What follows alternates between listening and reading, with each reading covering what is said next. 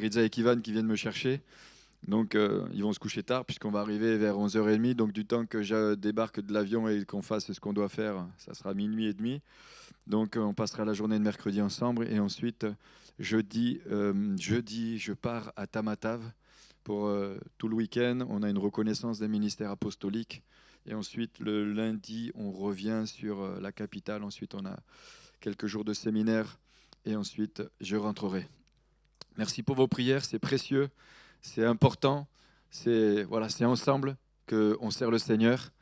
Et pour ceux qui ne savent pas, parfois on se dit ah mais ils s'en vont, c'est bon, tout va bien. Non, non, non.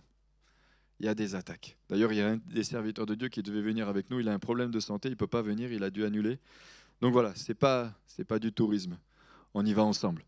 Ça va? Vous êtes toujours là?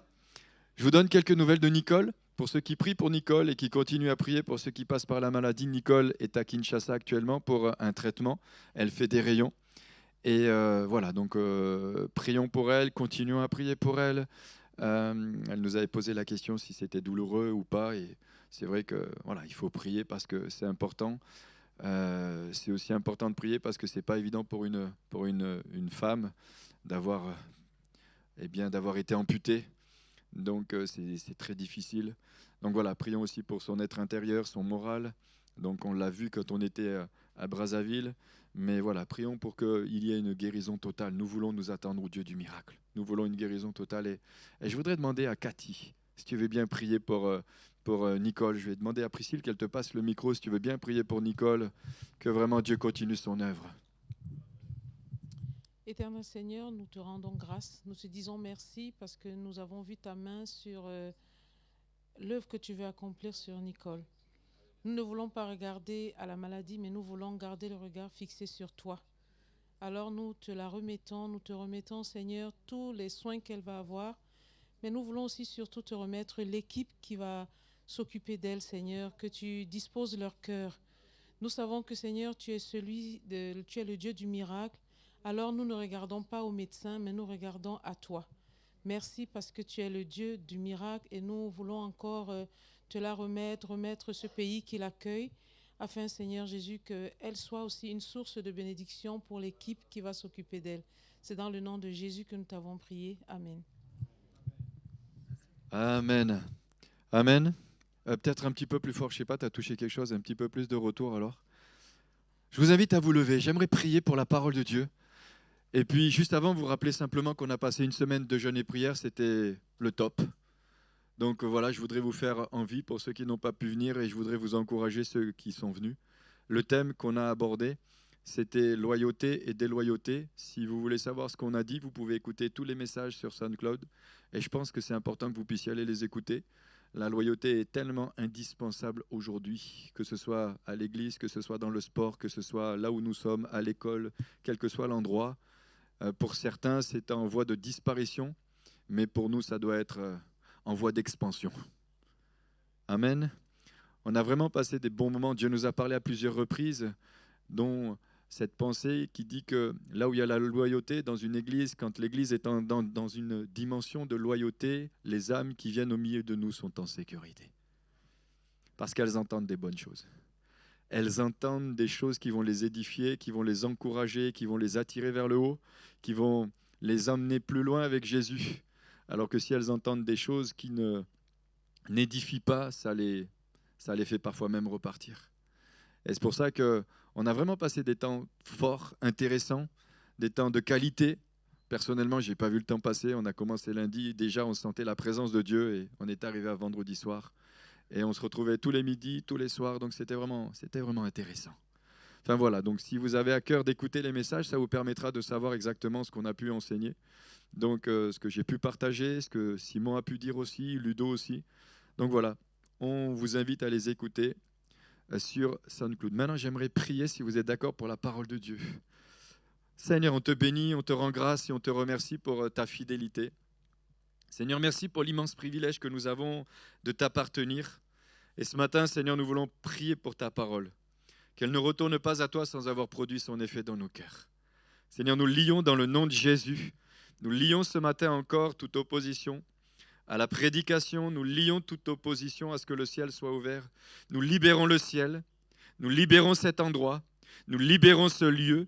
Au nom de Jésus, nous interdisons à l'ennemi d'essayer de s'initier dans ces temps de culte, mais nous libérons la gloire de l'Éternel au milieu de nous. Nous interdisons à l'ennemi d'agir. Seigneur, nous déclarons que nous sommes bénis, nous déclarons que nous sommes enfants de Dieu. Nous déclarons ce matin encore la bénédiction de l'Éternel dans cet endroit. Nous déclarons que la bénédiction, elle est sur chacun de nous. Nous déclarons ce matin que nous sommes des fils et des filles bénis. Nous déclarons que cette assemblée est bénie au nom de Jésus. Et je déclare, Seigneur, comme l'a dit Jésus, c'est moi qui bâtis l'Église et les portes du séjour des morts ne prévaudront rien contre elle. Oui, nous déclarons cette réalité ce matin.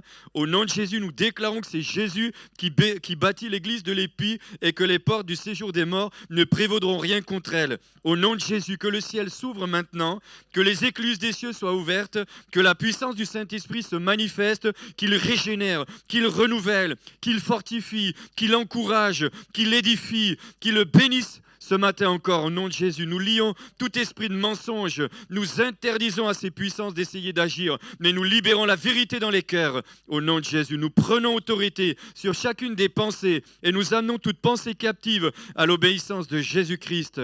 Oui, nous te rendons gloire et honneur, Seigneur. Tu es notre Dieu. Et ce matin encore, nous voulons acclamer le roi des rois et le Seigneur des seigneurs. Nous voulons acclamer celui qui règne. Nous voulons acclamer celui qui agit. Nous voulons acclamer celui qui guérit. Nous voulons acclamer celui qui parle. Nous voulons acclamer celui qui construit son église. Ce matin, Seigneur, nous voulons t'acclamer de tout notre cœur et te dire merci. Merci pour ta parole. Merci pour la bénédiction qui repose sur nos vies. Dans le nom de Jésus. Amen. Amen. En introduction, j'aimerais laisser la place à Priscille pour qu'elle puisse partager aussi. On était dans la prière dans la semaine et on a reçu un texte ensemble. Et puis, voilà, je voulais lui laisser partager cette pensée que nous avions reçue. Cette semaine, c'est vrai, on était en train de lire la parole de Dieu avec Manu. Et puis, tout à coup, vraiment, je dis à Manu, waouh, c'est un passage que je n'avais jamais compris. Et tout à coup, comme si c'était devenu très très clair. Et puis, on l'a partagé pendant la semaine de jeûne. Et ce matin, je pense que ce passage concerne plusieurs ici. Et vraiment, j'ai eu à cœur de vous partager ça ce matin.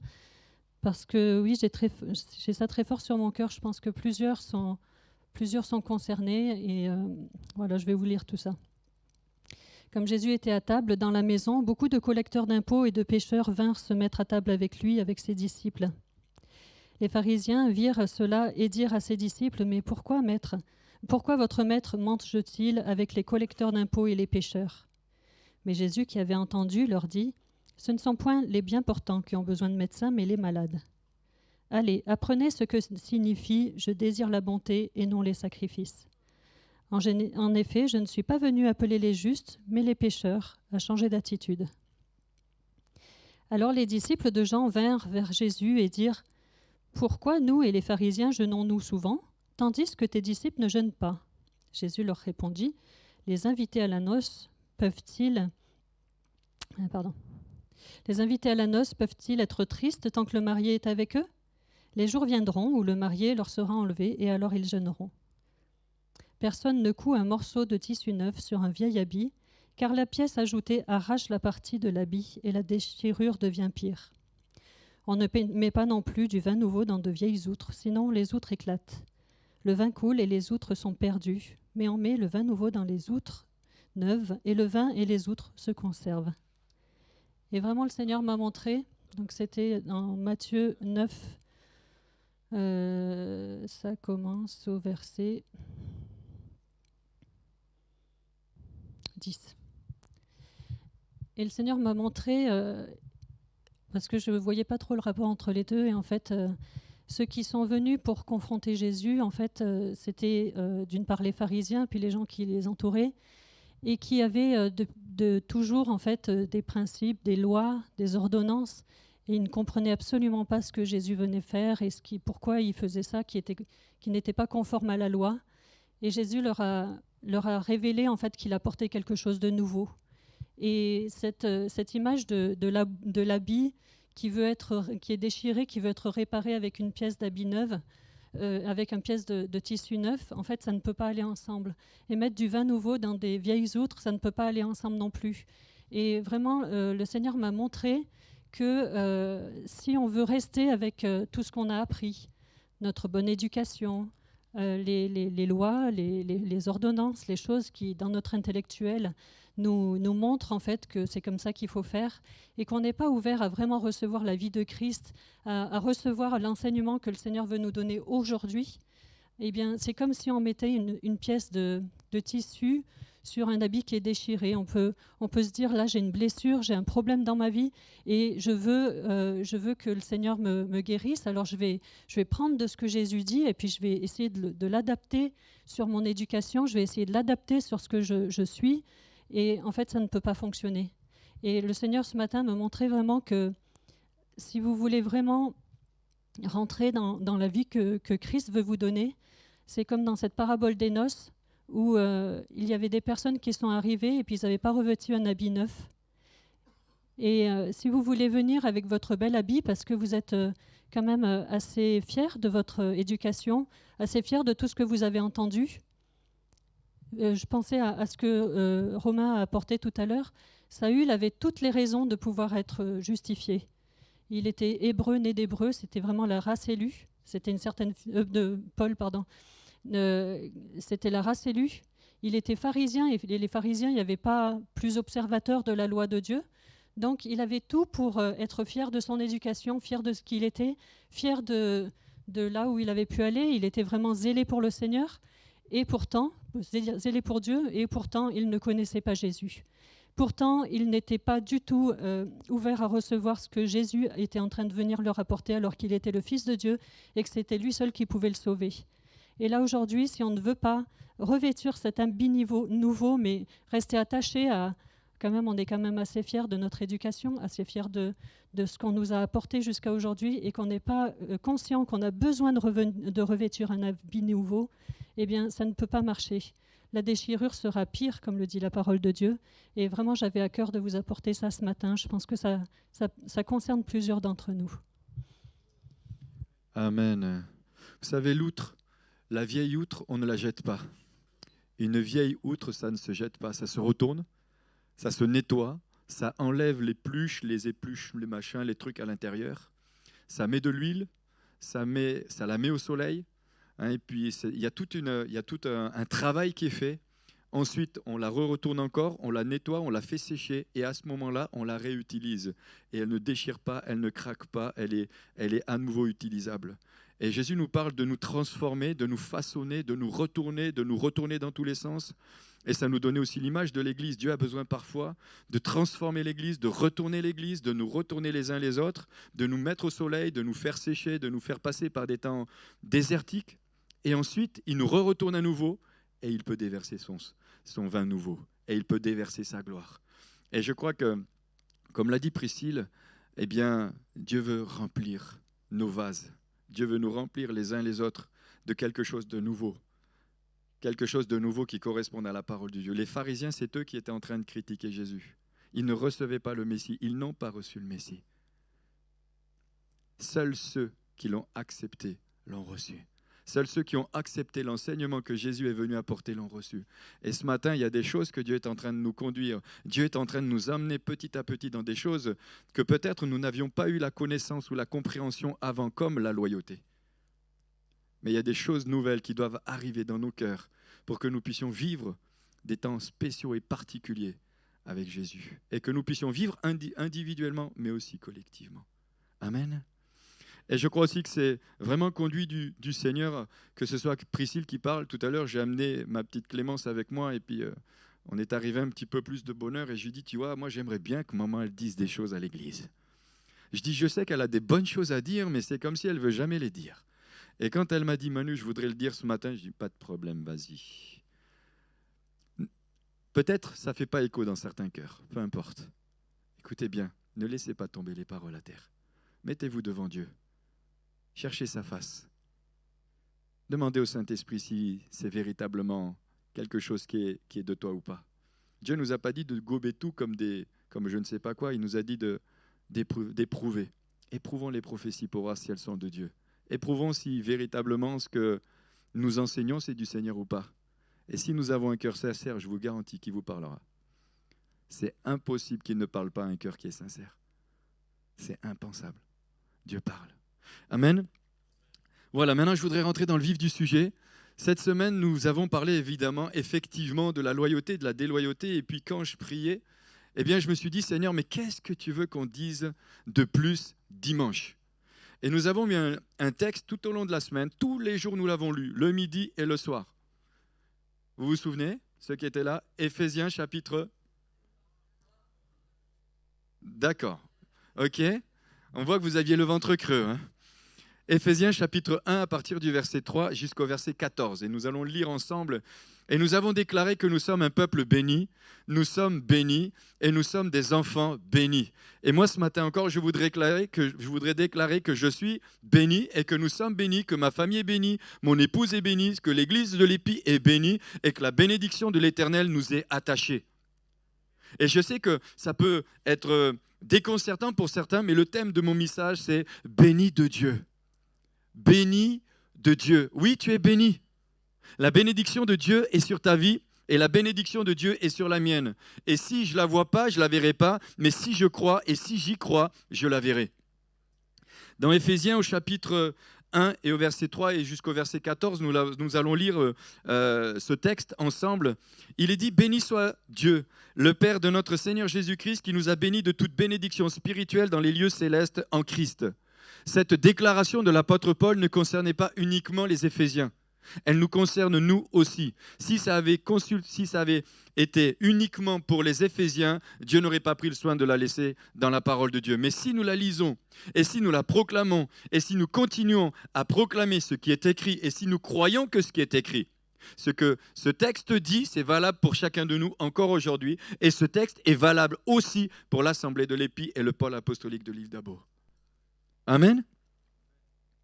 En lui, Dieu nous a élus avant la fondation du monde. Je relisais ça cette semaine, je me suis dit, mais c'est incroyable. Dieu nous a élus avant même la fondation du monde. Avant même que le monde ait été créé, nous avons été élus. Et si tu regardes ton voisin, tu verras que lui aussi a été élu avant la fondation du monde. Parce que c'est le plan de Dieu, parce que c'est la destinée de Dieu, parce que c'est ce que Dieu avait prévu depuis toute éternité. Il avait prévu que nous soyons élus.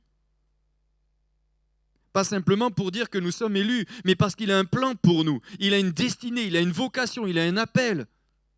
Il a préparé quelque chose. Il a prévu quelque chose de spécial et de particulier. En lui, Dieu nous a élus avant la fondation du monde pour que nous soyons saints et irrépréhensibles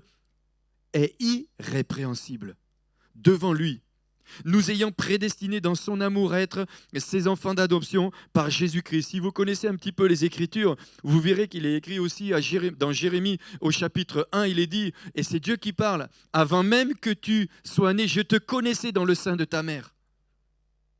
Et j'ai fait de toi prophète pour les nations. » Avant même qu'il soit né, il était connu dans le sein de sa mère. Dieu le connaissait et Dieu lui dit, et Dieu l'encourage. Pourquoi? Parce qu'il voulait qu'il aille par toutes les nations annoncer le message que Dieu avait prévu qu'il annonce. Je te connaissais, selon le bon plaisir de sa volonté, à la louange de la gloire de sa grâce qu'il nous a accordée en son bien-aimé. En lui, nous avons la rédemption par son sang, la rémission des péchés, selon la richesse de sa grâce, que Dieu a répandue abondamment sur nous par toute espèce de sagesse et d'intelligence, nous faisant connaître le mystère de sa volonté selon la bienveillance, selon le bienveillant dessein qu'il avait formé en lui-même, pour le mettre à exécution lorsque les temps seraient accomplis, de réunir toutes ces choses en Christ, celles qui sont dans les cieux et celles qui sont sur la terre. En lui, nous sommes aussi devenus héritiers. Nous sommes devenus héritiers, héritiers de Dieu et co-héritiers de Jésus-Christ. C'est-à-dire que nous avons la même part que Jésus. Nous avons la même part, nous avons le même héritage. Nous avons le même héritage que Paul. Nous avons les mêmes héritages que les disciples. Nous avons le même héritage. Souvent on parle de Moïse, on parle d'Abraham. Nous avons le même héritage.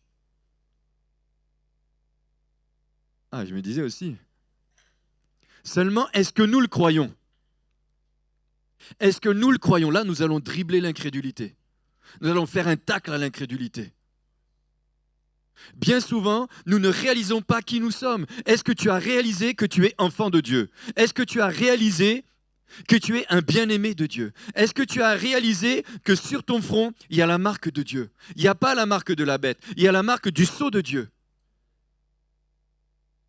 Et si nous ne la voyons pas, l'ennemi la voit, les anges le voient, le Fils le voit et le Père le voit.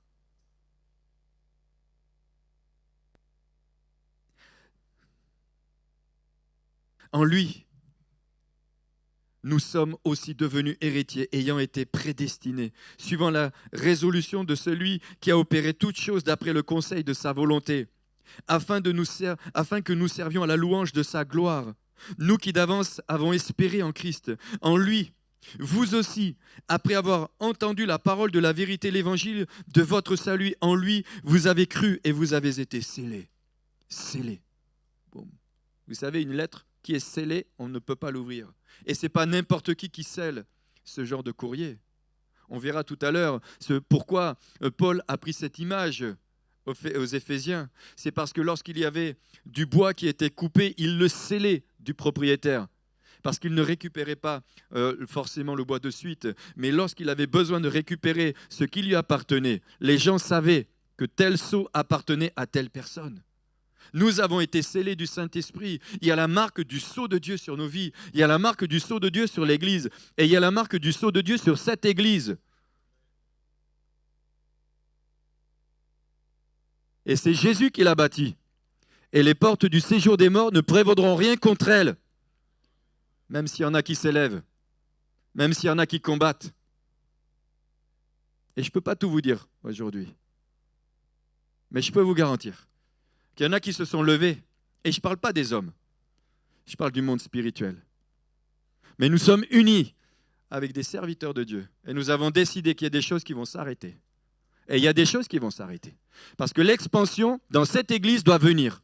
Au nom de Jésus, elle a été prophétisée et elle doit venir. Parce que ça doit s'accomplir.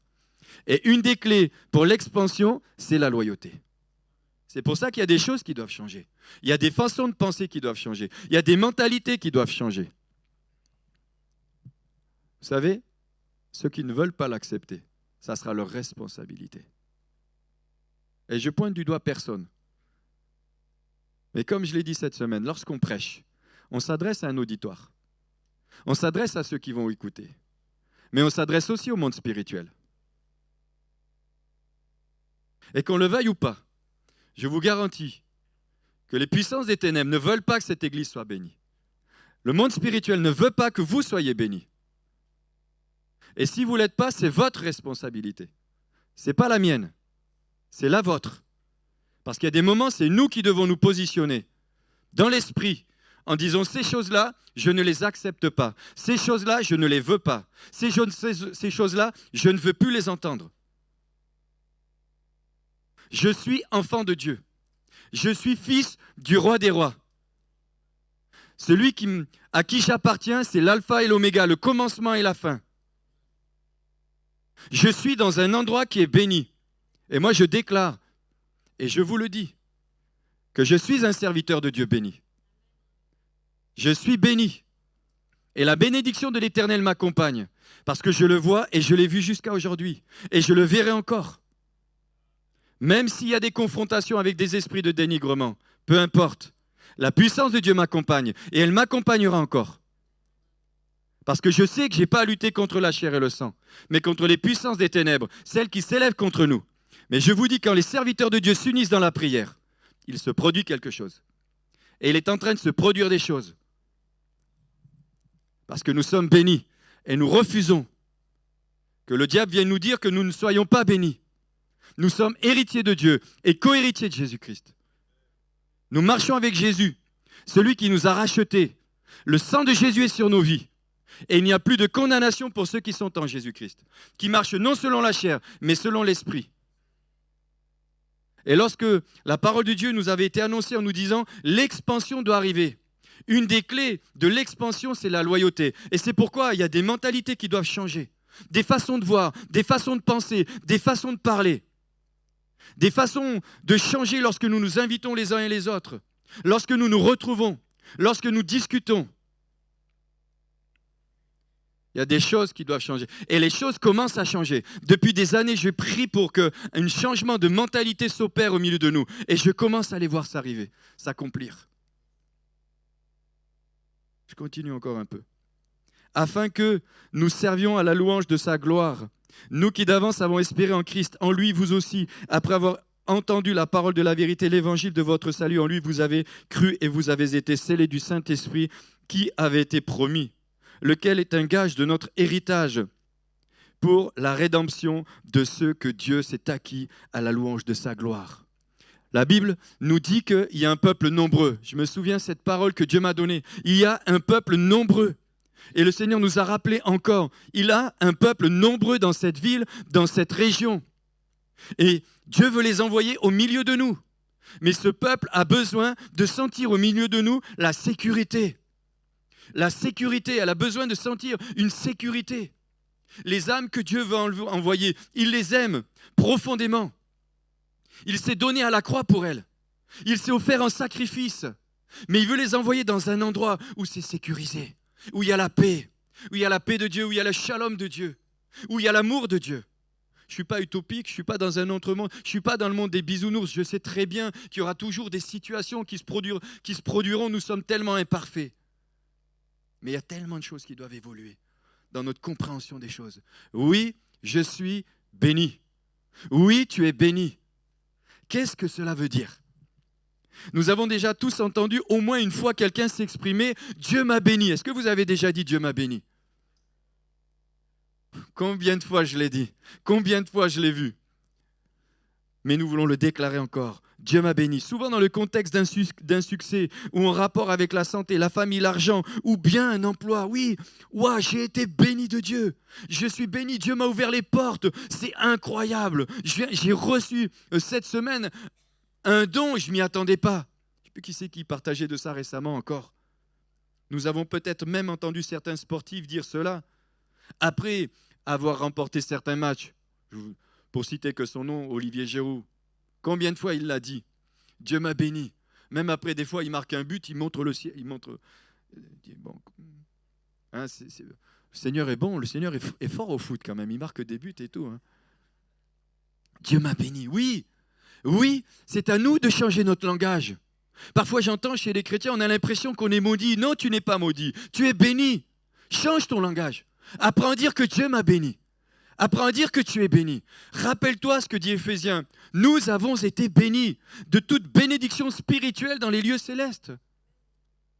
Et nous verrons les deux sortes de bénédictions que nous avons reçues, spirituelles mais aussi matérielles.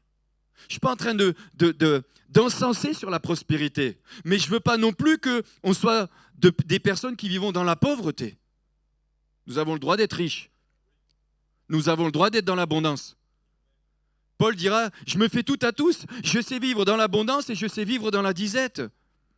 Ce n'est pas un problème. Mais nous avons quand même tout, parce que le jour où Jésus vient nous chercher, on laisse tout et on part avec lui. Parce que notre héritage est aussi là-haut. Matthieu chapitre 5, verset 45. Car il fait lever son soleil sur les méchants et sur les bons, et il fait pleuvoir sur les justes et sur les injustes. Dieu le Père fait lever son soleil sur les mauvais et sur les bons, et qu'il fait pleuvoir sur les justes et sur les injustes. Mais la bénédiction de Dieu se rapporte-t-elle uniquement aux choses matérielles ? Non, évidemment.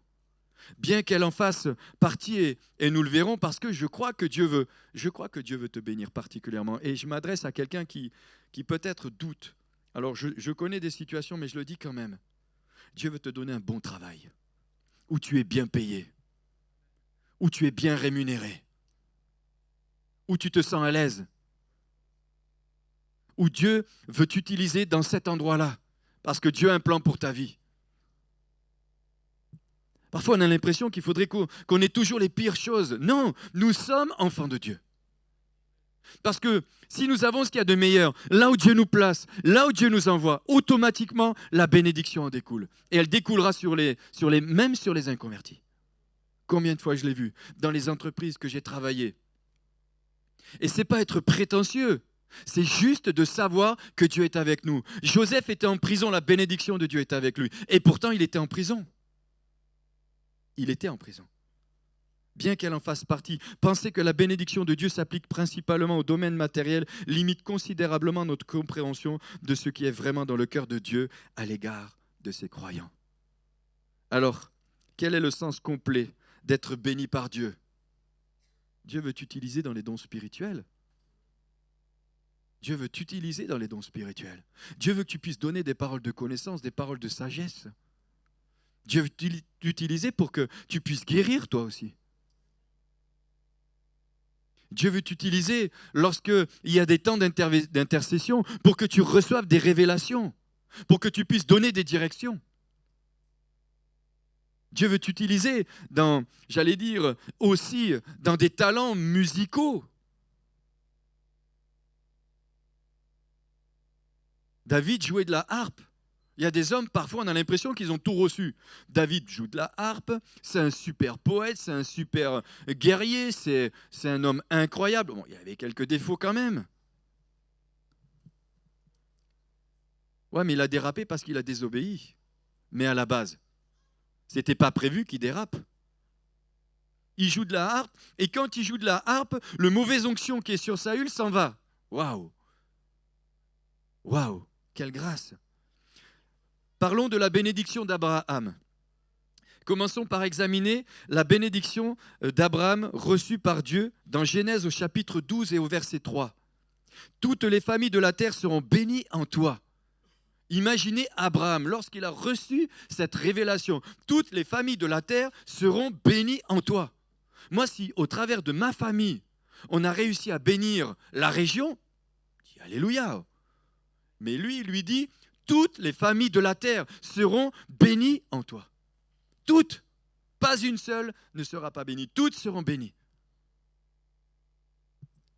Nous pensons peut-être qu'être béni ici renvoie à quelque chose de matériel et tangible, comme le fait de mener une existence confortable. Toutefois, dans Galates, au chapitre 3, au versets 13 et 14, il est dit, l'apôtre Paul explique spécifiquement le sens de béni,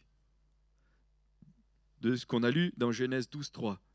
Galates chapitre 3, versets 13 à 14, Christ nous a rachetés de la malédiction de la loi. Waouh, quelle bénédiction! Nous ne sommes plus sous la malédiction de la loi.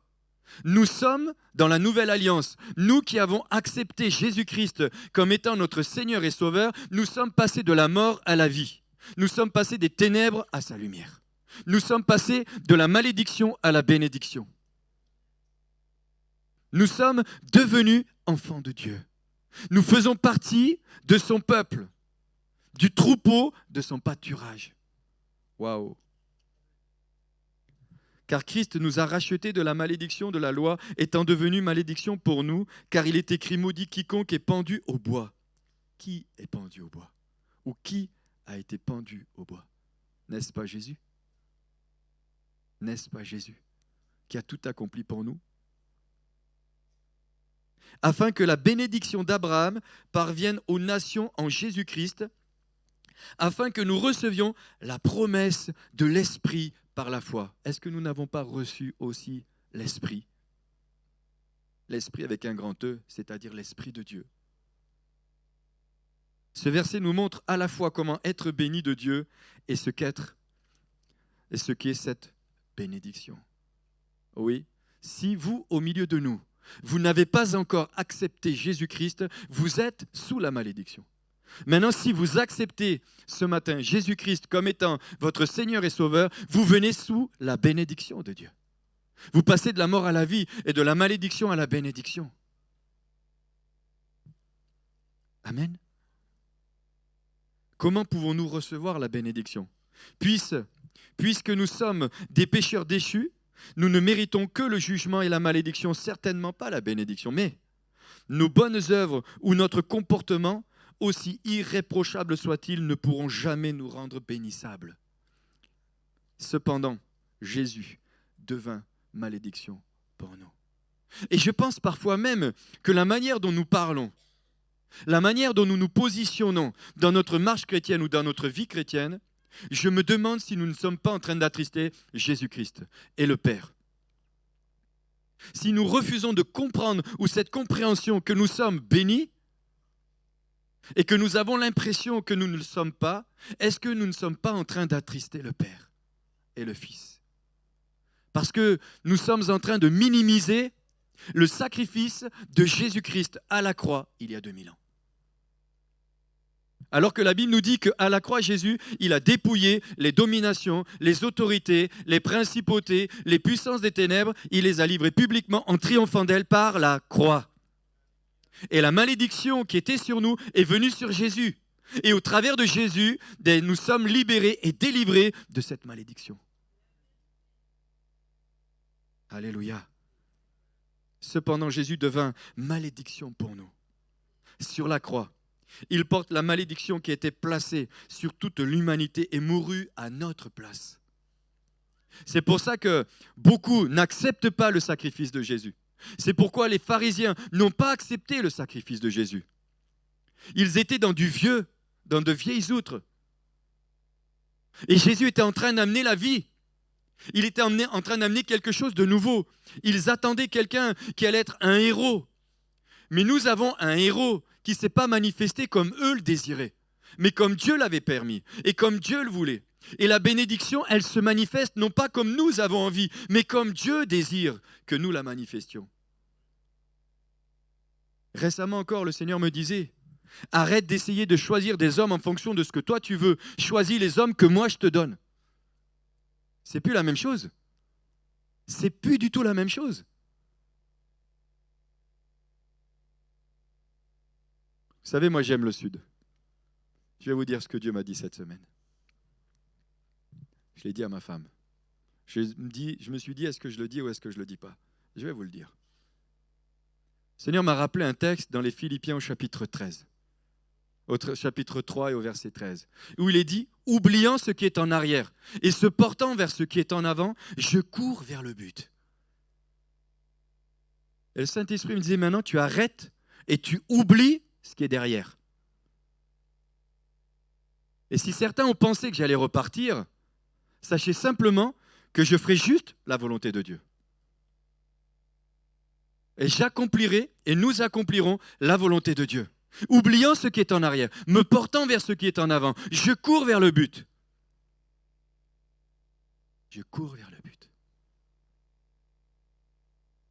Et je lui ai dit, on ira au bout de ce que Dieu veut pour nous. On fera ce que Dieu nous demande de faire. On accomplira ce que Dieu nous demande de l'accomplir. Et nous marcherons dans ce que Dieu a préparé. Et il m'a dit, arrête de choisir des gens comme toi tu désires. Choisis ce que moi je te donne. Ce n'est pas la même chose. Premièrement, nous avons été élus. Waouh! Tu es élu. Tu es élu. Il y a une élection sur ta vie. J'aime beaucoup le mot élection parce que pour moi l'élection ça revient à dire à détecter. Dieu a détecté chez nous. Nous avons été élus, mis à part. On verra plus tard. Vous êtes déjà choisis pour être siens, en fait. Le véritable mot, c'est vous avez été choisis pour être siens, pour lui appartenir. Vous avez été cueillis. Vous avez été sélectionnés. Moi qui ai joué au foot, je vous dis que quand j'étais sélectionné pour jouer au football dans telle équipe, j'ai juste remarqué une chose, c'est que Didier Deschamps ne m'a jamais sélectionné. Je pense qu'il manquait un peu de discernement. En même temps, quand ils ont gagné la Coupe du Monde, en 98, la première fois, je me suis dit, mince, ils ont réussi à la gagner sans moi. Mais nous avons été sélectionnés. J'aime beaucoup une expression en Afrique, et parfois je l'entends chez mes bien-aimés. Il dit, le diable t'a localisé. Si le diable nous a localisés, Jésus nous a localisés aussi et avant lui. Parce que je vais vous dire quelque chose. Lorsque nous sommes en Jésus-Christ, le diable ne te localise pas du tout. C'est Dieu qui t'a localisé. Parce que tu es au bénéfice du sang de Jésus. Et le diable ne peut pas voir quelqu'un qui est au bénéfice du sang de Jésus. Il est couvert, il est protégé. Vous avez été élus, ambassadeurs de Christ, appelés, reconnus. Vous êtes filles de Dieu. Élire quelqu'un pour une fonction. On n'a pas été élu simplement pour dire nous sommes élus. Mais nous avons reçu un mandat de la part de Dieu. Et vous avez reçu, vous aussi, un mandat de la part de Dieu. Maintenant, je vous poserai la question. Qu'est-ce que vous faites de ce mandat? Et nous sommes les premiers à critiquer tous les politiciens qui ont un mandat et qui n'y rentrent pas dedans. Mais moi, je dirais que l'Église de Jésus-Christ et les chrétiens dans l'Église ont reçu aussi un mandat. Et bien souvent, il y en a beaucoup qui ne rentrent pas dans leur mandat. Pardon, hein, ça me vient. Je n'avais pas prévu, je ne l'avais pas écrit. Qu'est-ce que tu fais du mandat que tu as reçu? Tu as été élu. Tu as été élu. Tu as été appelé. Tu es destiné à glorifier le roi des rois. Tu es destiné à le glorifier. Tu es destiné à proclamer sa parole. Tu es destiné à rendre témoignage. Tu es destiné à quelque chose. Pas simplement à venir, mais tu es destiné. Élire quelqu'un pour une fonction. Dieu choisissant qui il a jugé convenable pour recevoir ses faveurs. Moi quand je lis tout ça, c'est incroyable. Dieu nous a élus pour recevoir ses faveurs. Ses faveurs. Nous avons été destinés, choyés, aimés. Alors c'est vrai que des fois le chemin est dur, rocailleux, mais est-ce qu'il n'est pas en train de retourner l'outre pour la transformer, pour lui mettre à l'intérieur du vin nouveau qui va devoir se répandre? Et l'image qui me vient, c'est cette femme. Vous connaissez cette femme prostituée qui vient, cette femme, qui vient avec son vase et qui va le casser aux pieds de Jésus. Et vous savez, ce genre de vase, ces femmes-là le gardaient pour le jour du mariage. Parce que, ce parfum, lorsqu'il était cassé, répandait une bonne odeur. Et quand cette femme va venir au pied de Jésus et casser le vase pour répandre, elle voulait répandre simplement la bonne odeur.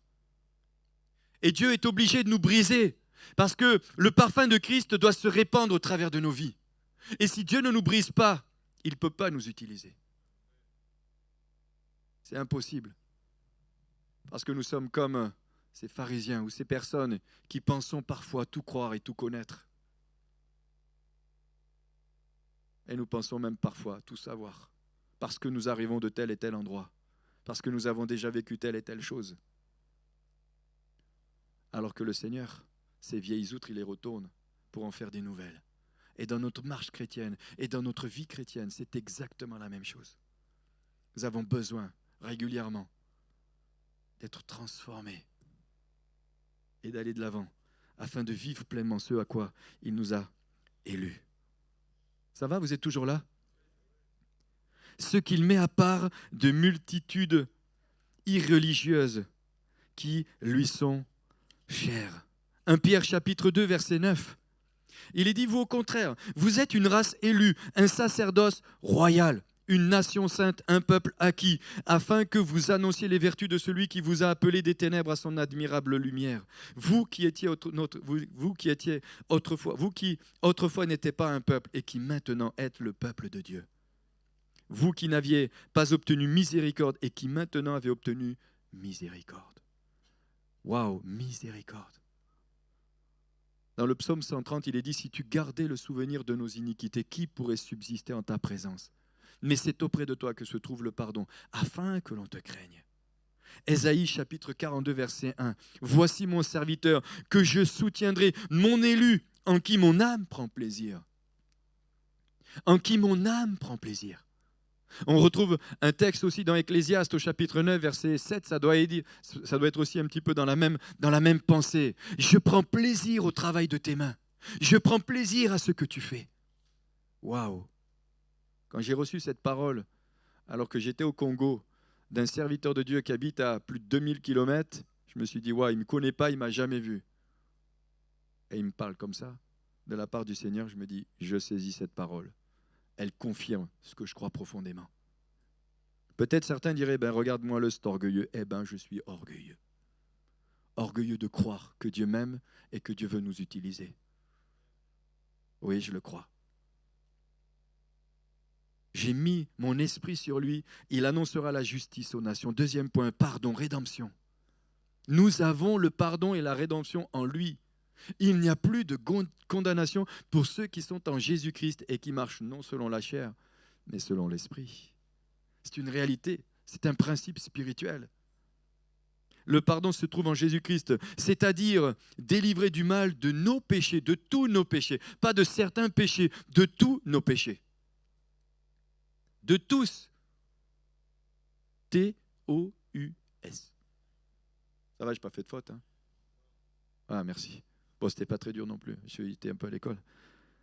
Délivré, rédemption, délivré, rachat. Il nous a rachetés. Il nous a rachetés. Je ne sais pas si ça vous est déjà arrivé de racheter quelque chose. Mais il y a des choses qu'on a envie de racheter, on s'empresse de les racheter. Mais Jésus nous a rachetés au prix de sa mort sur la croix. Libérés, effectués suite au paiement d'une rançon. Nous avions été enlevés par le diable. Nous avons été volés par le diable. Mais Jésus est venu récupérer la rançon, payer la rançon pour nous racheter, pour nous libérer de l'esclavage ou de l'emprisonnement. Nous étions prisonniers dans notre vaine manière de vivre. Oubliés ou pardonnés des péchés, considérés comme n'ayant jamais été commis. Vous imaginez que lorsque nous allons nous présenter devant Dieu, nous allons rentrer, il va dire « entre dans la joie de ton maître ».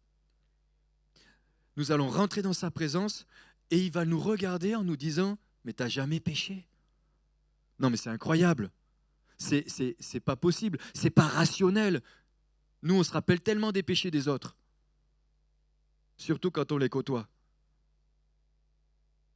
Alors que là, le Seigneur dit « oubliez ». C'est comme si c'est équivalent à ce qui n'a jamais rien eu. Comme si nous avons jamais commis un seul péché. Waouh, quelle grâce. Rémission des peines, remise. Actes chapitre 13, versets 38 à 39. Sachez donc, hommes, frères, que c'est par lui que le pardon des péchés vous est annoncé et que quiconque croit est justifié par lui de toutes les choses dont vous ne pouviez être justifiés par la loi de Moïse.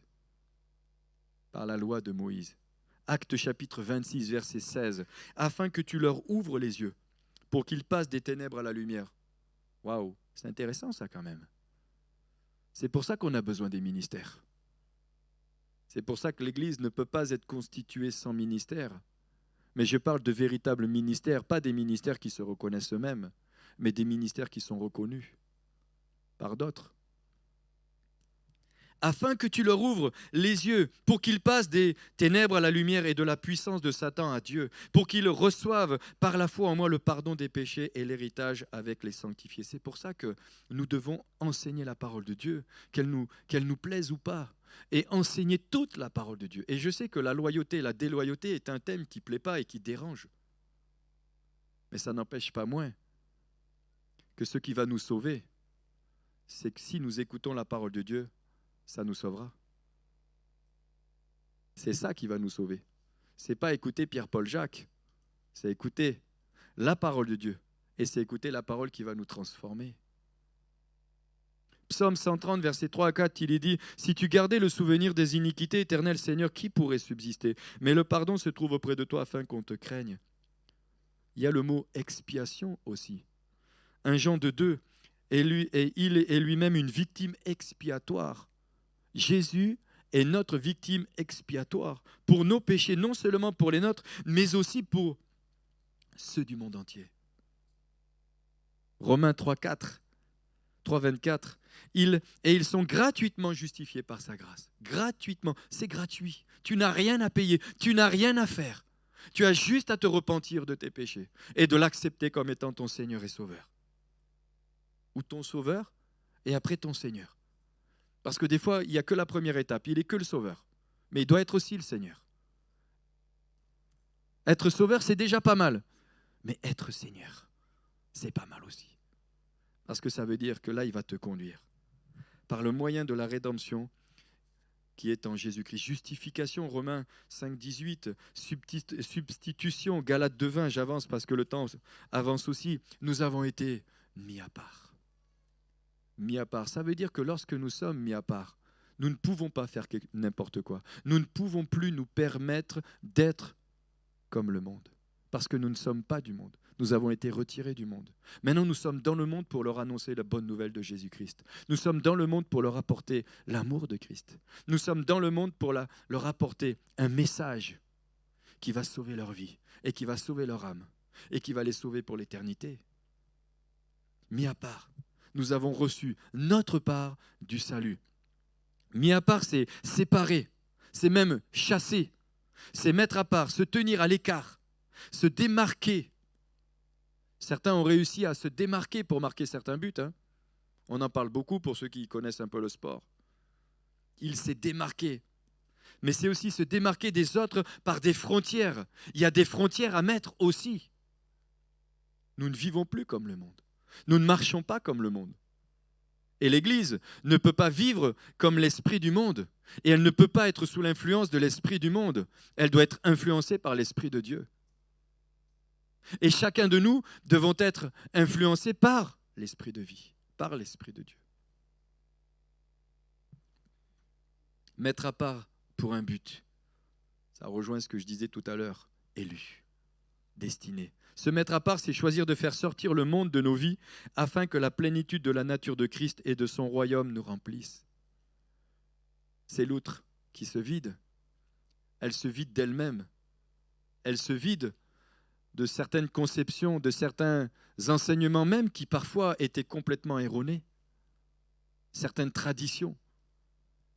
Certaines choses qui nous ont été transmises, même parfois de nos aînés, même parfois de membres de nos familles. C'est se vider complètement du royaume de ce monde pour se laisser remplir de la plénitude de notre Seigneur Jésus. Et nous voulons tous être utilisés, j'en suis persuadé. Nous voulons tous être remplis du Saint-Esprit. Et c'est ce que nous désirons particulièrement. Mais est-ce que nous lui faisons véritablement toute la place? Est-ce qu'on est prêt à lâcher certaines choses? Est-ce qu'on est véritablement mis à part, séparé? Est-ce qu'on n'est pas parfois retenu par des choses? Cela vient toucher directement la motivation de nos vies, à savoir, est-ce que nous vivons pour nous-mêmes dans le but de satisfaire nos propres désirs, ou est-ce que nous vivons pour Christ et pour son royaume?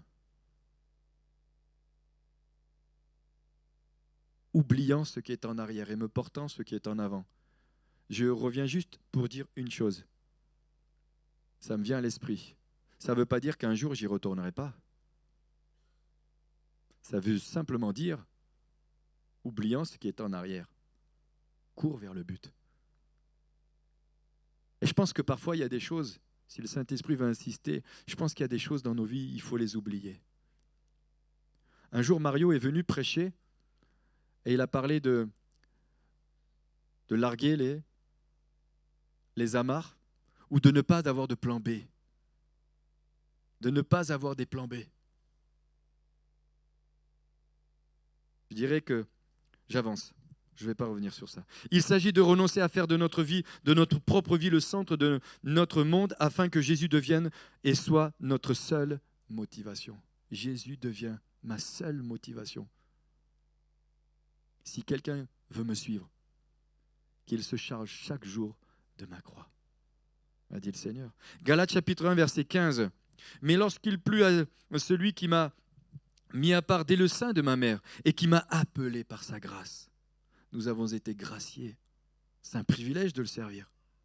Aujourd'hui, personnellement, j'ai beaucoup de plaisir à vous partager ce que j'ai dans mon cœur, mais c'est un privilège, c'est une grâce, c'est un appel. Et pas parce que nous étions meilleurs, et je le pense sincèrement.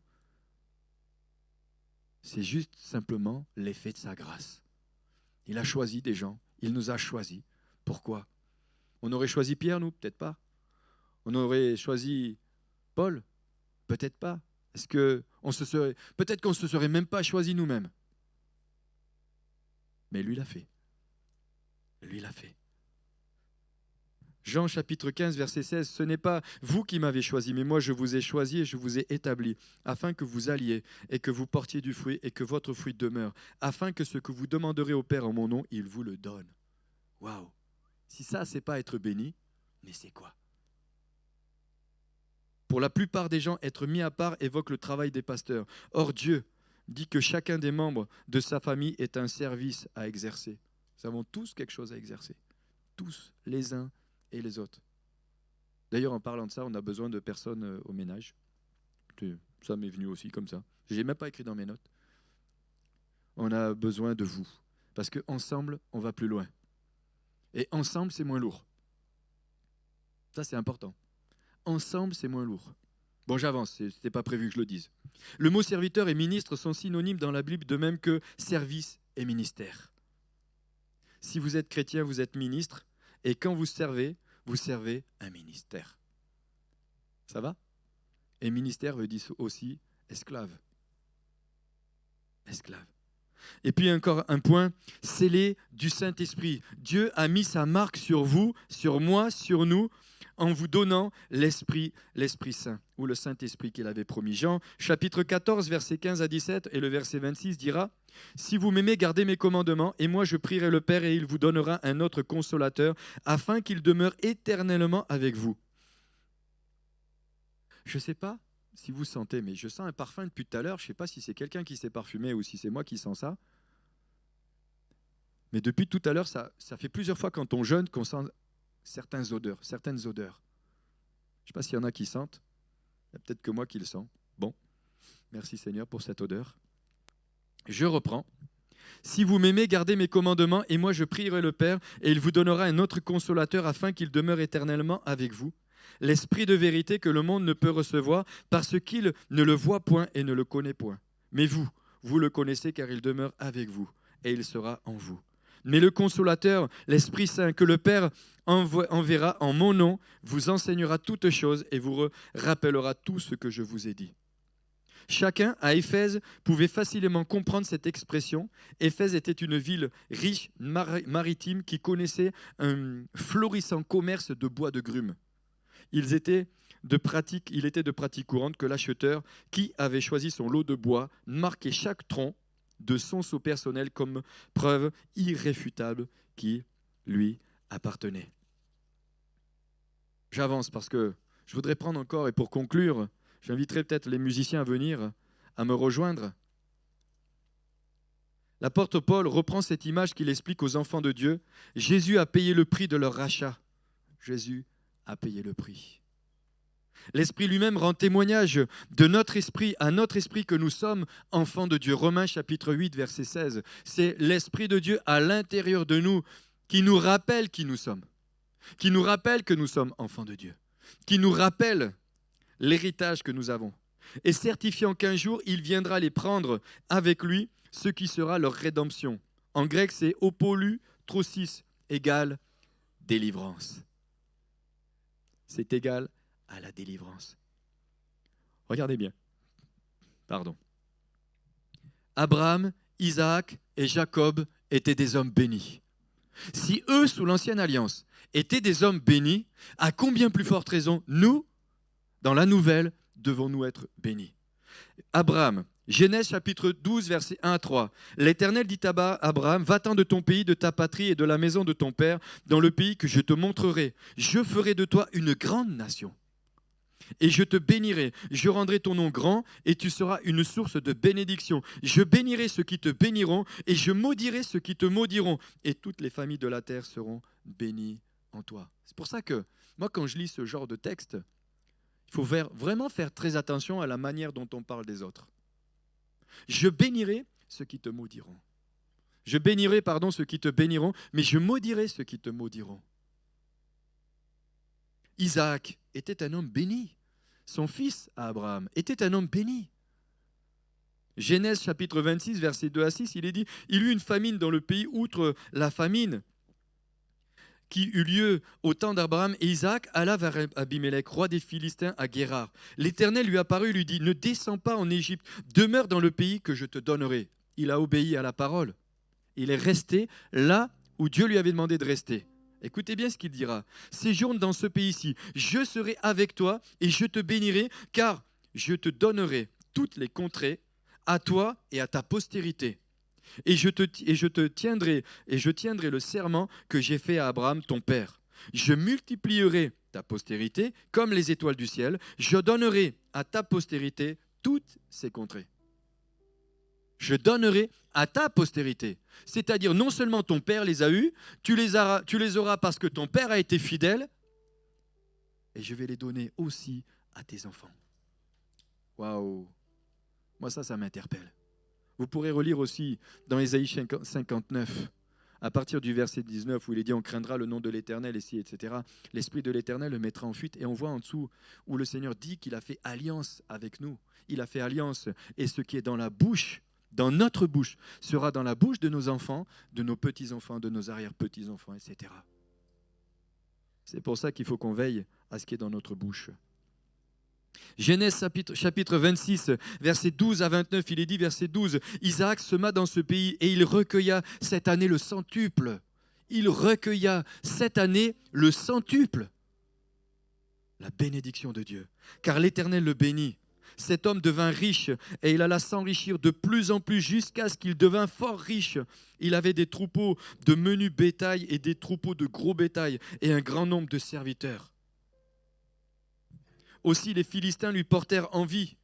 Tous les puits qu'avaient creusés les serviteurs de son père, Dieu, du temps d'Abraham, son père, les Philistins les avaient comblés et les remplirent de poussière. Et Abimelech dit à Isaac, « Va-t'en de chez nous, car tu es beaucoup plus puissant que nous. Va-t'en, tu es trop fort, tu nous déranges. » Isaac partit de là et campa dans la vallée de Guérar, où il s'établit. J'avance parce que c'est encore intéressant. Toujours dans la suite, j'ai juste voulu passer certaines choses, mais il se transporta de là et creusa un autre puits, pour lequel on ne chercha pas querelle, et l'Éternel, et il l'appela Rehoboth, c'est-à-dire mis au large. Dieu l'a mis au large, Rehoboth. C'était fini. Juste avant, il y a deux puits. Les puits s'appellent Essek et Sitna, qui veut dire querelle. Lui aussi a vécu des querelles. Mais à un moment donné, il est arrivé à Rehoboth. Nous sommes à Rehoboth. Enfin, nous sommes à Rehoboth, et je le déclare. Mis au large, mis à part.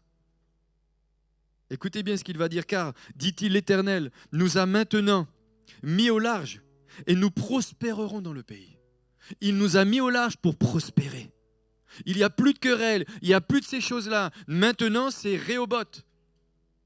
Et oui, parce que pour ceux qui viennent, il faut qu'ils se sentent en sécurité, il faut qu'ils se sentent à l'aise, il faut qu'ils se sentent comme des fils et des filles protégés par des aînés qui sont là et qui les encouragent, qui les fortifient, qui les édifient. Verset plus loin, le 24, il dira « Je suis le Dieu d'Abraham, ton père, ne crains point, car je suis avec toi. Je te bénirai et je multiplierai ta postérité à cause d'Abraham, mon serviteur. » Verset 26, Amalek vint de Guérar auprès de lui à Ahuzat, son ami, et Picol, chef de son armée. Isaac lui dit, « Pourquoi venez-vous vers moi, puisque vous me haïssez et que vous m'avez renvoyé de chez vous ?» Ils répondirent, « Nous voyons que l'Éternel est avec toi. » Nous voyons. Ça m'a fait penser à Jephthé, ses frères. Lui, le fils d'une prostituée et d'un père adultère, ses propres frères l'ont renvoyé, mais ses propres frères sont allés le chercher en lui disant « Viens, sois notre chef », parce qu'ils avaient vu chez lui que Dieu était avec lui. Jacob était béni. Abraham, Isaac, Jacob était béni. Genèse chapitre 30, verset 27-30. Laban dit « Puis-je trouver grâce à tes yeux? Je vois bien que l'Éternel m'a béni à cause de toi. » Laban, le frère de Rebecca, a vu la bénédiction chez Jacob. Il est arrivé chez eux. La bénédiction est arrivée aussi. Les troupeaux se sont multipliés. Les troupeaux se sont multipliés. La bénédiction l'a accompagné. J'ai oublié de dire tout à l'heure quelque chose au verset 29 où il est dit « Tu es maintenant béni de l'Éternel. » Tu es maintenant béni de l'Éternel. Jacob était un homme béni. Genèse chapitre 33, 11. Accepte donc mon présent qui t'a été offert, puisque Dieu m'a comblé de grâce et que je ne manque de rien. Il insista auprès de lui et Ésaü l'accepta. Si vous connaissez l'histoire entre Ésaü et Jacob, ils ont dû se séparer parce que Jacob avait piqué son droit d'aînesse. Il s'est enfui. Mais Jacob, qui avait perdu la bénédiction, Dieu l'a béni quand même. Ésaü, pardon. Dieu l'a béni quand même. Genèse chapitre 35, versets 9 à 11. Dieu apparut encore à Jacob après son retour à Padan Aram et il le bénit. Dieu lui dit, ton nom est Jacob, tu ne seras plus appelé Jacob, mais ton nom sera Israël. Et il lui donna le nom d'Israël. Dieu lui dit, je suis le Dieu de Tout-Puissant, sois fécond et multiplie. Sois fécond. Il n'a pas dit sois fécond et divise, non, il a dit sois fécond et multiplie. Les divisions, ce n'est pas la multiplication. Les divisions sont l'œuvre de l'ennemi. Les multiplications sont l'œuvre du Saint-Esprit. Multiplie. Une nation et une autre multitude de nations naîtront de toi, et des rois sortiront de toi. Je te donnerai le pays que j'ai donné à Abraham et Isaac, et je donnerai ce pays à ta prospérité après toi. Je me rappellerai toujours quand Clément Guéréco-Zumbo, cet apôtre, avait prophétisé chez nous que l'Église allait se reproduire. L'Église se reproduit. Au Congo, il y a plus de 60 églises. On travaille ensemble. D'autres se sont attachés. L'Église doit se reproduire encore. Salomon a été béni. Je ne vais pas tous vous les faire de la Bible, mais Salomon a été béni. 1 Roi 3, 10 à 15. Cette demande de Salomon plut à l'Éternel. Vous sentez-vous l'odeur? Tu la sens pas l'odeur? Vous sentez pas cette odeur de parfum? Hein? Vous la sentez quand même? Ah, quand même, je ne suis pas toujours... Hein? On sent ce parfum-là. C'est toi qui t'es mis du parfum? Non, elle dit... Elle a dit ça doit être quelqu'un par là. Mais moi, je ne crois pas que c'est quelqu'un par là. Déborah, c'est le Seigneur. Puisque c'est là ce que tu demandes, puisque tu ne demandes pour toi ni une longue vie, ni la richesse, ni la mort de tes ennemis, et que tu demandes de l'intelligence pour exercer la justice, voilà, j'agirai selon ta parole. Je te donnerai un cœur sage et intelligent, de toute sorte qu'il n'y aura eu personne avant toi, et qu'on ne verra jamais personne de semblable à toi. Waouh! Je te donnerai en outre ce que tu n'as pas demandé, des richesses, de la gloire, de telle sorte qu'il n'y aura pendant toute ta vie aucun roi qui soit ton pareil. Et si tu marches dans mes voies, en observant mes lois et mes commandements, comme l'a fait David ton père, je prolongerai tes jours. Salomon s'éveilla, et voilà le songe. Le peuple d'Israël est béni. Deutéronome 28, 12 et 13, l'Éternel t'ouvrira son bon trésor, le ciel, pour envoyer à ton pays la pluie en son temps et pour bénir le travail de tes mains. Le travail de tes mains, ce que tu touches sera béni. Je continue. Tu prêteras beaucoup de nations et tu n'emprunteras point. L'Éternel fera de toi la tête et non la queue. Tu seras toujours en haut, tu ne seras jamais en bas. Lorsque tu obéiras aux commandements de l'Éternel, ton Dieu, que je te prescris aujourd'hui, lorsque tu les observeras et les mettras en pratique, et que tu ne te détourneras ni à droite ni à gauche de tous les commandements que je vous donne aujourd'hui pour aller après notre Dieu et pour le servir. Malachie chapitre 3 verset 10, ça concerne ceux qui acceptent de donner les dîmes et les offrandes. Apportez à la maison du trésor toutes les dîmes afin qu'il y ait de la nourriture dans ma maison. Mettez-moi de la sorte à part à l'épreuve, dit l'Éternel des armées, et vous verrez si je n'ouvre pas pour vous les écluses des cieux, si je ne répands pas sur vous la bénédiction en abondance. Si je ne répands pas sur vous la bénédiction en abondance. Vous pourrez lire Matthieu 6, ne vous inquiétez de rien, mais en toute chose, faites connaître vos besoins à Dieu. Non, ne vous inquiétez de rien et ne dites pas que mangerons-nous, que boirons-nous. L'autre, c'est Éphésiens. Ésaïe 59, verset 21, voici mon alliance. Avec eux, dit l'Éternel, mon esprit qui repose sur toi et mes paroles que j'ai mises dans ta bouche ne se retireront point de ta bouche. On a proclamé cette semaine que toutes les paroles qui sont dans nos bouches sont dans la bouche de nos enfants. Oui, on l'a proclamé. Au nom de Jésus. Ni de la bouche de tes enfants, ni de la bouche des enfants de tes enfants, dit l'Éternel, dès maintenant.